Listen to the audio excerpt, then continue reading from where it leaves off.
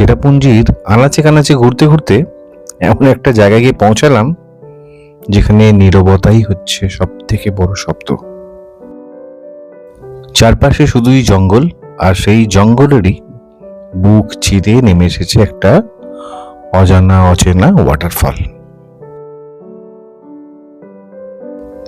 মানুষ প্রায় ছিল না বললেই চলে, ভীষণ নির্জন এই জায়গাটা।